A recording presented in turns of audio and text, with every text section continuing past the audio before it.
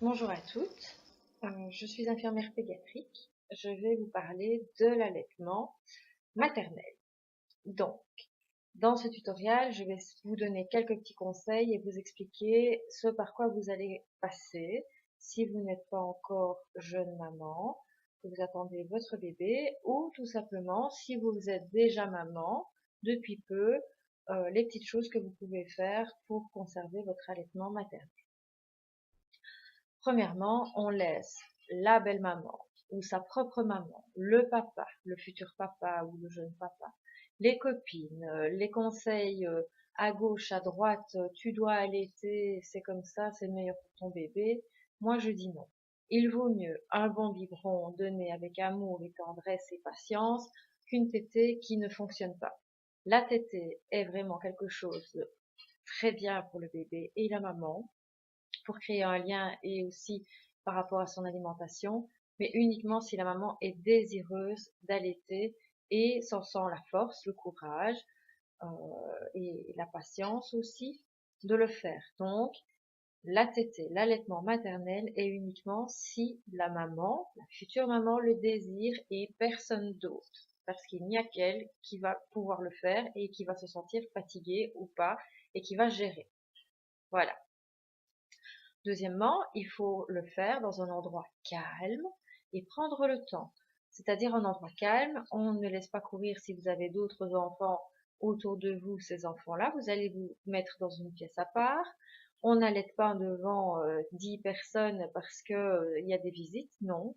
C'est un moment privilégié entre la maman et le bébé. Donc, on prend le temps et on s'isole. Troisièmement, pour les fumeuses, on ne fume pas avant une tétée, bien évidemment, parce que sinon ça va donner un mauvais goût au lait.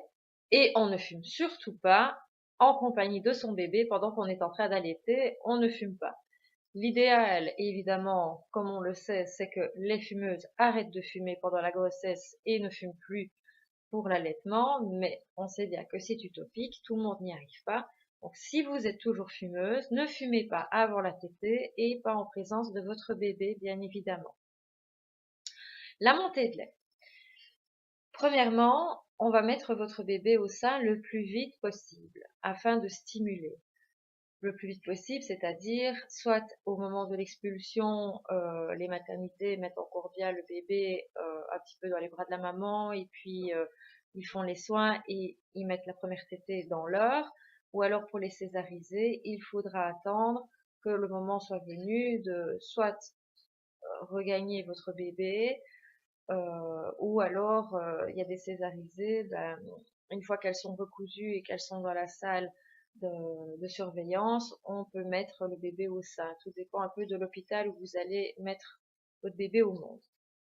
Alors, le colostrum, c'est un liquide épais jaune-orangé qui va durer environ 2-3 jours. Vous allez l'avoir pendant 2-3 jours. Il y a très peu. Donc, même si vous tirez votre lait, vous allez voir, vous n'allez pas avoir grand-chose. C'est normal. Ce colostrum est constitué principalement de protéines, de lipides, de glucides, de vitamines, de sels minéraux, d'anticorps pour combattre les maladies, les bactéries et ce genre de choses. Il est composé aussi de lactobacilles pour faciliter le transit. Donc après 2-3 jours, vous allez avoir ce qu'on appelle votre montée de lait. La montée de lait est douloureuse, il faut le savoir. Toutes les personnes qui vous diront mais non, c'est pas vrai. Donc il faut être préparé, ou alors vous l'avez déjà vécu, vous le savez. Donc vos seins vont grossir, ils vont devenir douloureux, très tendus, chauds.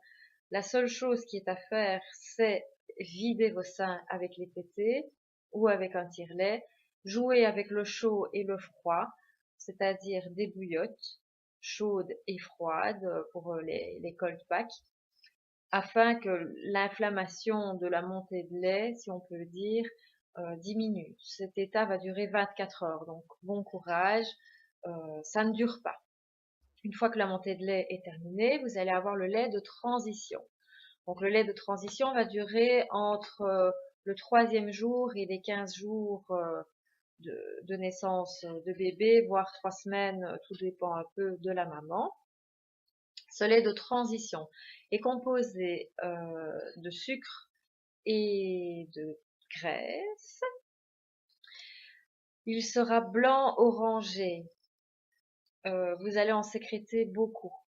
C'est normal. Vous pouvez en perdre la nuit, avoir un lit qui est complètement mouillé de la tête aux pieds, c'est tout à fait normal. Tirez au maximum votre lait afin de pouvoir le conserver. Je vais vous expliquer plus tard dans la vidéo comment on peut faire pour conserver le lait. Après cette étape, vous allez avoir le lait de maturité. C'est environ entre le 15e jour et 3 semaines de vie de bébé.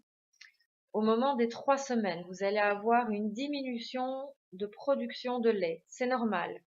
Ne vous stressez pas, il faut stimuler beaucoup à ce moment-là, prendre des compléments, des stimulants, afin que il y ait une deuxième montée de lait, si vous voulez, pour que la production de lait ne s'arrête pas. Donc, il faut beaucoup stimuler à ce moment-là et prendre des stimulants. Je vais en parler plus tard aussi dans la vidéo. Donc, revenons au lait de maturité. Le lait de maturité varie en quantité selon le moment de la journée.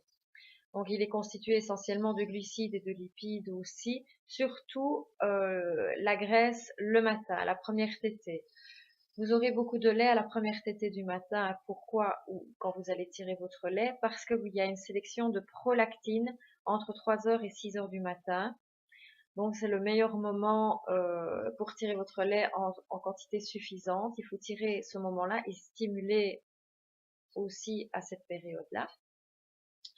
Vous aurez du lait en quantité suffisante pour votre bébé. N'ayez crainte, même si vous avez peu à certains moments de la journée. Vous produisez du lait selon les besoins de votre bébé. Donc, ne vous tracassez pas si vous avez moins à un certain moment de la journée, c'est tout à fait normal. Qu'est-ce que la prolactine? Donc, on va parler de prolactine, de galactogenèse. C'est l'hormone, la prolactine de production de lait qui favorise la montée de lait. La galactogenèse, c'est le système qui produit le lait.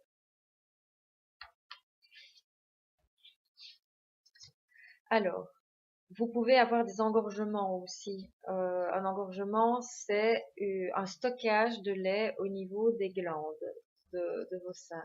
Ça peut former des petites boules toutes dures. Ça fait mal.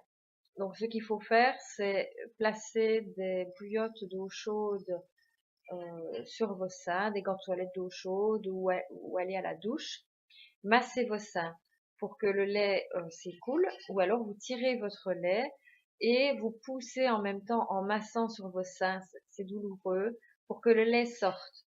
Une fois que vous ne sentirez plus ces petites boules au niveau du sein, ça veut dire que l'engorgement, il n'y a plus d'engorgement, votre sein est vide et vous n'aurez plus mal. C'est tout à fait normal d'avoir de temps en temps des engorgements, peut-être un peu plus sur la gauche du sein, un peu plus en haut. Il faut vider simplement le sein, tirer votre lait, stimuler, mettre bébé au sein et appuyer un peu en massant sur votre sein pour que ça se vide à cet endroit-là, c'est tout à fait normal. Alors, revenons aux stimulants. Quand vous allez avoir une mauvaise passe vers les 3 semaines après votre accouchement, vous allez avoir une diminution de la production de lait. Vous pouvez prendre des stimulants. Soit vous les prenez déjà depuis le début de votre accouchement.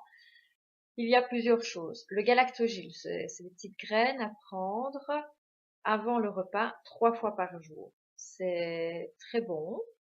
Vous pouvez les diluer dans un liquide chaud ou froid, ou vous pouvez les manger à la cuillère comme ça. Attention pour les diabétiques, c'est très sucré, donc je pense que vous ne pourrez pas l'utiliser, le galactogyle. Ça se trouve en pharmacie et parapharmacie.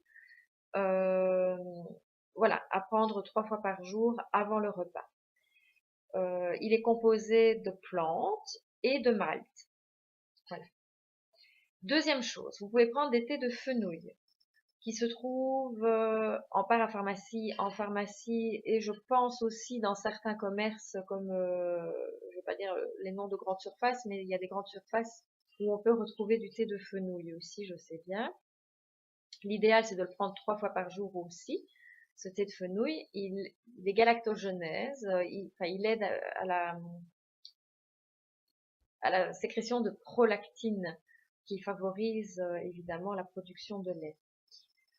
Alors, l'avantage du fenouil, c'est que les diabétiques pourront l'utiliser et aussi ça va passer dans votre lait, donc ça va donner un petit goût anisé à votre lait bébé, ça lui fera plaisir, mais il agit sur les coliques. Donc bébé, s'il avait des coliques avant, les coliques peuvent s'estomper parce que vous prenez du thé de fenouil. Maintenant, ce que vous pouvez faire aussi pour potentialiser les effets, c'est diluer vos graines de galactogyle avec le thé de fenouil 3 fois par jour.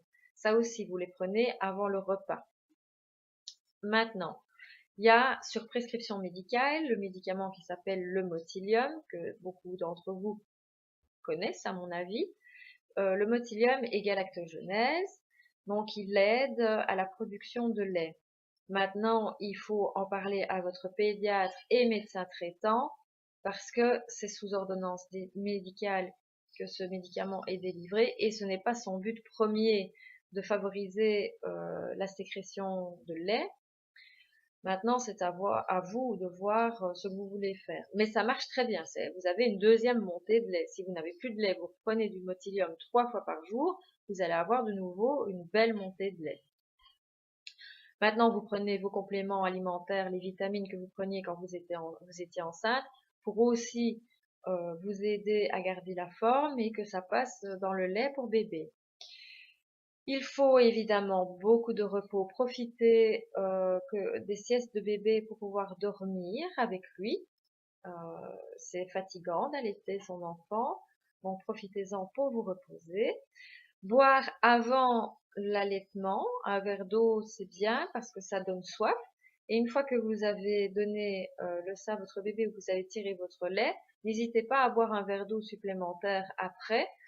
De toute façon, je pense que vous aurez un petit peu soif, donc cette eau sera la bienvenue, bien évidemment.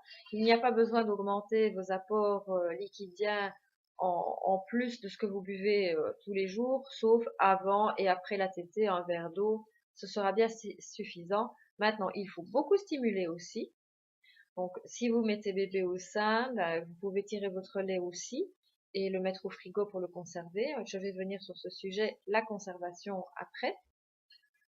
Bien stimuler à la demande si c'est des tétés et tirez votre lait au maximum possible. La conservation au frigo pendant 48 heures, 6 mois au congélateur. Attention, si vous avez déjà un pot avec du lait dans le frigo et que vous venez de tirer votre lait, vous ne mettez pas le lait chaud sur le lait froid du frigo. Il faut 3 heures de frigo pour pouvoir mélanger les laits. C'est très important pour éviter de casser la chaîne chaud et froid. Le lait qui est au congélateur, il aura une couche gelée. Vous devez, si vous voulez le congeler, le lait que vous venez de tirer, attendre 3 heures au frigo, qu'il soit bien froid, et puis vous le mettez sur le lait qui est déjà congelé, et puis vous le remettez au congélateur. Pas de chaud et de froid. Et bien voilà, j'espère que cette vidéo vous aura servi. Bon courage et que tout se passe bien avec votre bébé. Si vous avez des questions, je répondrai volontiers à vos messages. Merci.